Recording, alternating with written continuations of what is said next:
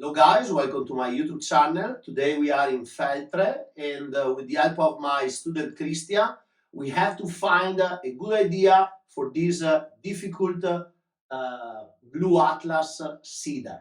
Very challenging tree.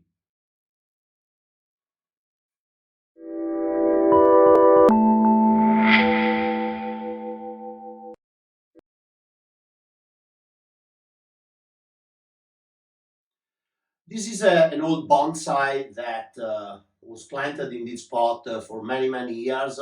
And as you can see, along the way, it lost a lot of the lower branches, unfortunately. And now most of the strength is in the top. So we have to kind of simplify the structure of the tree in order to find out a good design for this elegant tree. The trunk is pretty simple. There is a big base, but from some angle, it looks a little bit awkward, the transition between the base and the trunk. These cedars normally are grafted in the base of a normal cedar. So sometimes we get this kind of a bolly look. We have to find a front where there is a better transition between this big base and the first part of the trunk. Obviously, this first section is very straight, so we have to work some of these little gene to create some distraction points. And we have to simplify and remove probably 50% of the branches, bring down some of the branches that have a little bit more of a structure, and they are also more flexible, like this one, for example, in order to create a nice and elegant look. Basically, this has to become the typical old Moyoji style cedar. So let's see which are the points that we have to consider in order to get the best decision and remove whatever is not important. We are looking around and try to understand which one could be the best front of the tree. And actually, we identified this one as a kind of a best transition between the base and the start of the trunk. The other thing, we have basically 1, 2, and 3 low branches. I think these guys, especially this one, is too low because if we use this as a branch, it means the tree has to be more or less to this high, but then we risk to really have too much going on in the lower part. That is the kind of the section I want to try to distract. It's not so nice, as I said. So I prefer also to use this as a lower branch, bending it down and create a nice double pad here to frame this area, remove these 2 lower branches and create some gin. Using this as a front, we have an interesting transition in this central part, plus we have some nice and flexible branches here we can use and create nice pads. Transition up to the top. We have other finer branches. This is too thick, so we have to remove it. Okay. Then we have another little branch here. One branch that is going up that for sure we need to get rid of. Okay. We have one branch here competing to that. Okay, but we have a couple of good flexible branches in the back. And then going up to the top, we have some interesting branches here. And then we need to understand where is the best transition. In the top, we have 3 basically lines, and we have to look which one could be the best transition to create the top. So basically on the top, we have 3 dominant part. For sure, this one has to go, is the smallest and also the one with less branches. And now we have the challenge between these 2. because this one has more finer branches, plus is a good transition line from this section to build taper. I have to go and sacrifice this section here in order to create the apex using this part. Also because it's very important to simplify a point where many branches come out, that eventually if we keep more than 2 branches in the future, it could be a major failing in the structure of the tree. We just did the selection of the branches. You can see how sparse the tree look now, but was important to keep only the correct branches in the correct positions in order to create an elegant tree. Otherwise, we risk to hold on some failing, mistake, structural problems, and is important to solve them straight away. Now, the next step will be creating all the gin, nice and thin, like a very old tree where most of the gins were consumed by time. And then we're gonna put some raffia in this branch, that is the most important one on the tree. We have to bring it down, create a nice flow, and will be the starting point for the shaping of the canopy.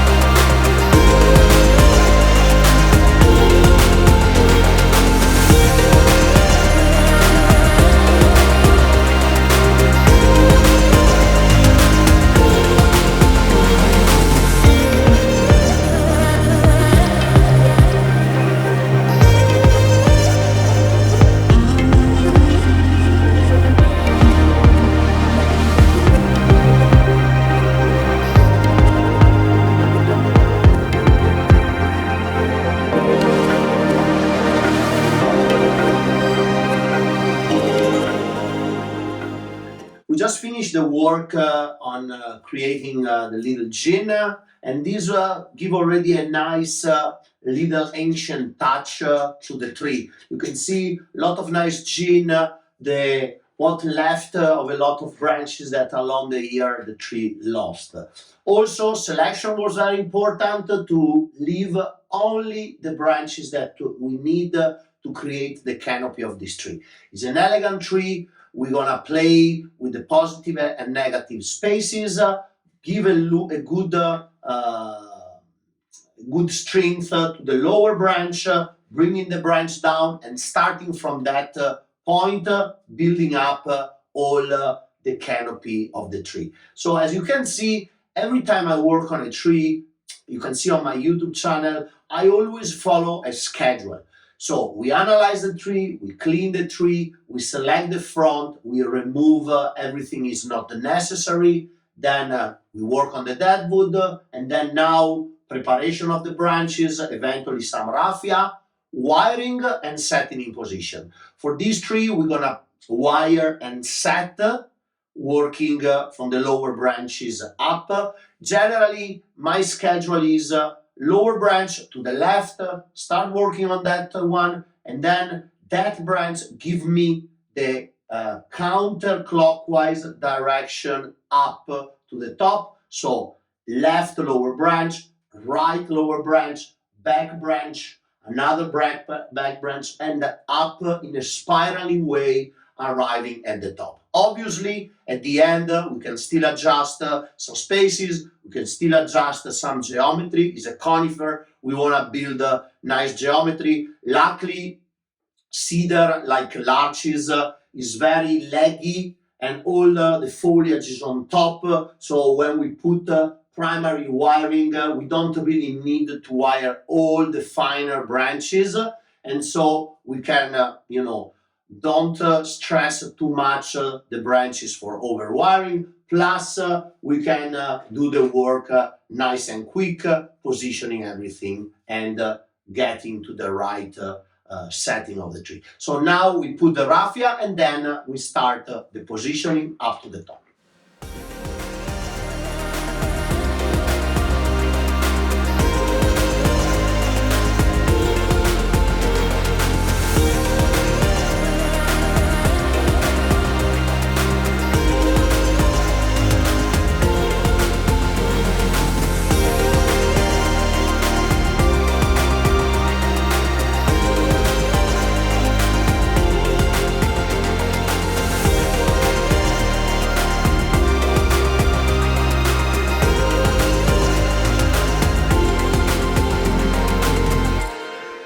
After the raffia, we put the structural wire. So I want to use the same wire in a counterclockwise direction. So you see, I loop around the trunk and then I go again in the inner point, pulling the wire very well and create the good anchor. So I will have two pieces of wire in the first section, and this wire will help me to hold much better the fibers. Then this first half goes up to this line carefully. Here we are, gently. Okay, and then the second one will double up in the first section. Here we are, and then I'm perfect to also go up to this line here and follow out here. So I have two pieces here, good connection around this position, two pieces, good connection, and then here I can also go down with the guy wire to start creating the first pad. Now we wire everything here, secondary and tertiary branches, and then we can create the first pad.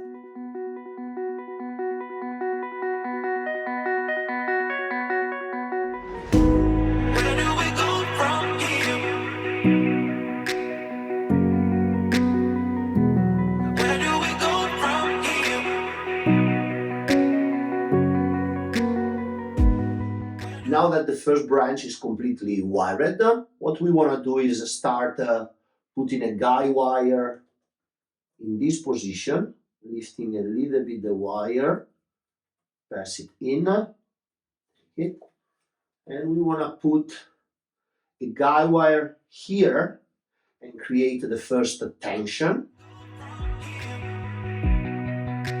In the bit.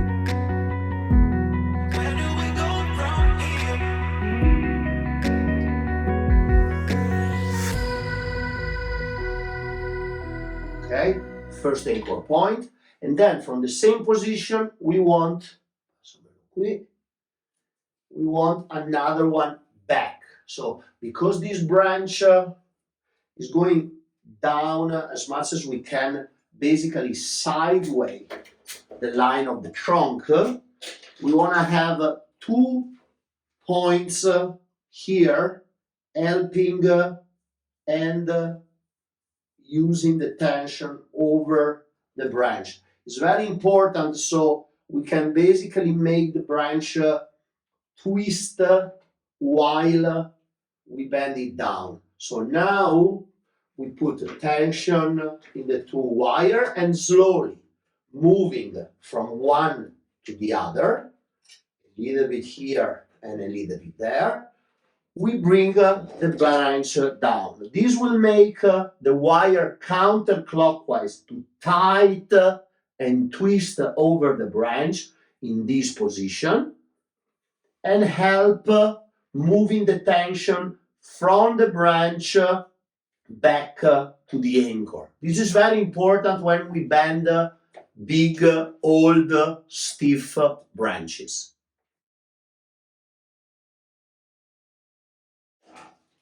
Now the pad is nicely down. You see how the wire tight to the branch. And now we can start lifting up the final section, always using the wire gently, and create the outer line of my main pad. The one in the back I can use as a second pad, also using the wire installation.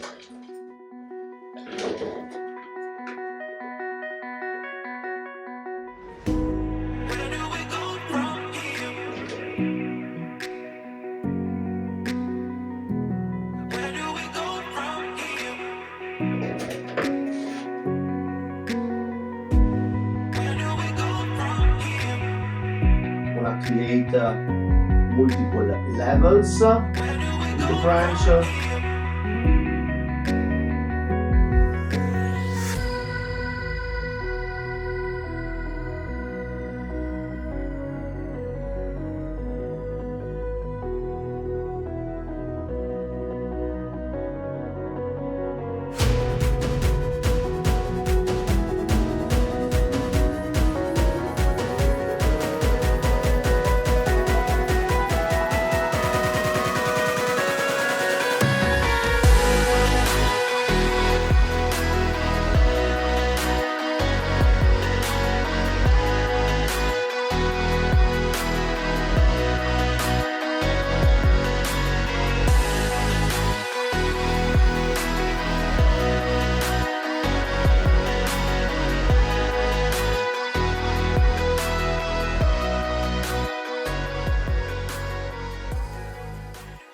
Now more or less the first pad is in position, down, second pad, third, fourth, and down.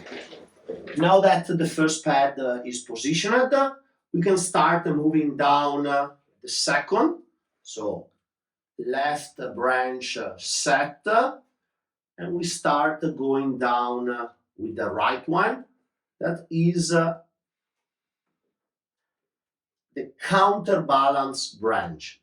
So Sashieda, main branch, lower branch, stronger branch. Eda Uchieda, the second branch, counterbalance branch. So in this, for this tree that is very elegant, we don't need a very big branch in this position, but a nice pad, basically subdivided eventually in one or two parts that can counterbalance the visual weight of the sachet.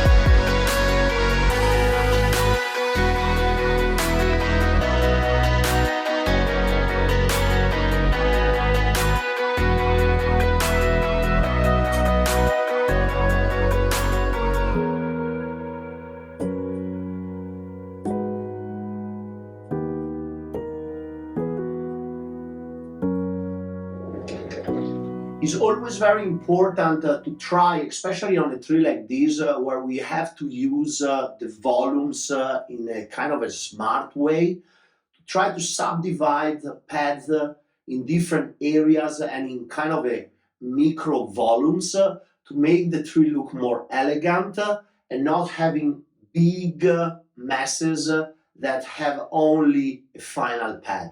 So creating this rhythm, we can have a much better interconnection between the lines, between the pads themselves, and also between the negative and the full spaces. This is very important, especially on trees that are elegant, minimalist. Trees that are much bigger, more fat, we can play around with much bigger volume, but on these trees, it's much better to do in this way.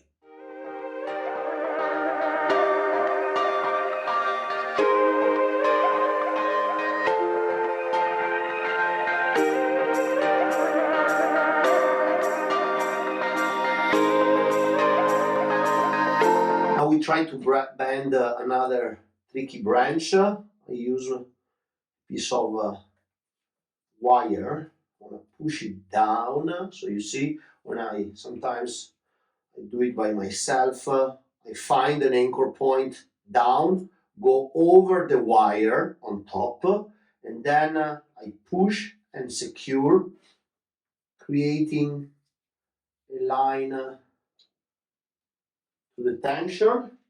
And now gently try to spread the tension over to get the pad in the position I want. I can push it down a little bit more.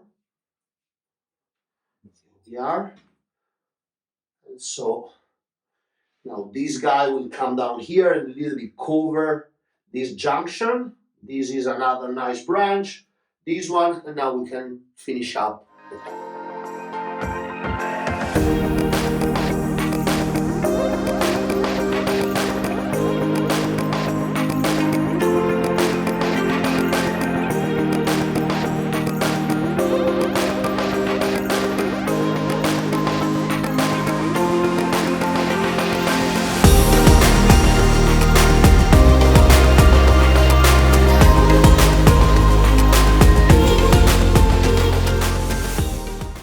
We start from the bottom and we build up all the structure and the pads going up to the top, left, right, and back, framing the trunk line.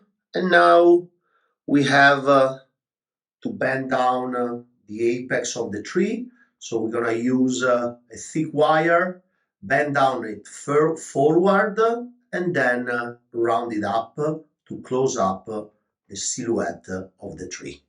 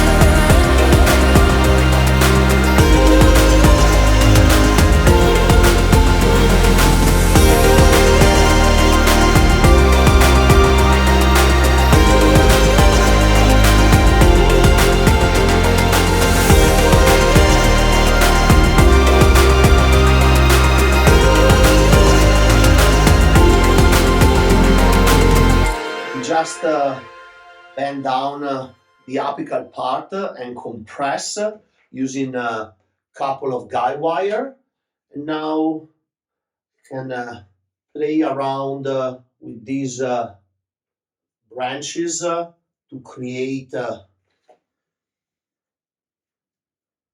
nice and round apex. I have some long branches that are perfect twist around and give a kind of a round shape to the apex, like a very old tree. Clean a little bit the lines.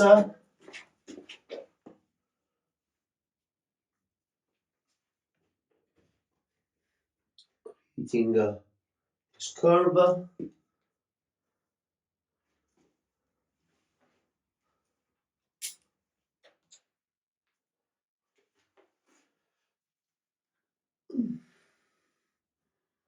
little bit of compression to this area.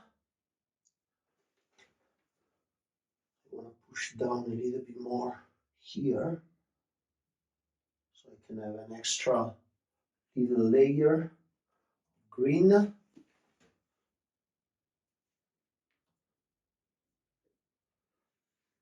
here we are, the apex is set.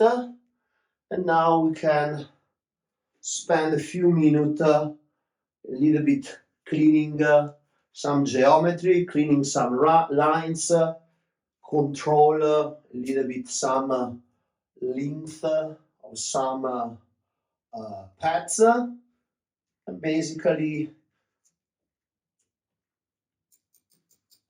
the main work is done.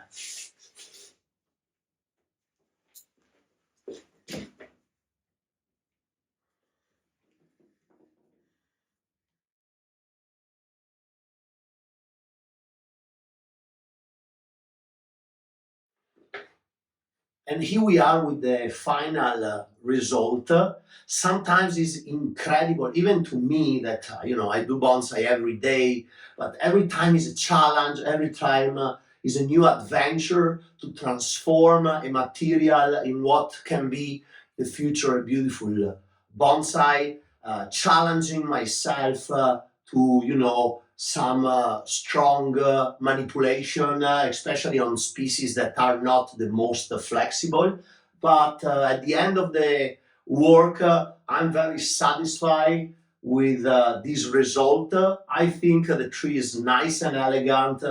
The beautiful pads frame this simple but elegant trunk perfectly. The help of Christian, my student, was incredible. Christian is a very good student. He helped me a lot, especially in terms of the manipulation, knowing where we have to put some guide wire to compress, understanding the direction of the wire, understanding the tension, and how to basically release the tension with some of the tricks we use, and I show you with the guide wire, especially on the top, to really close the apex nicely.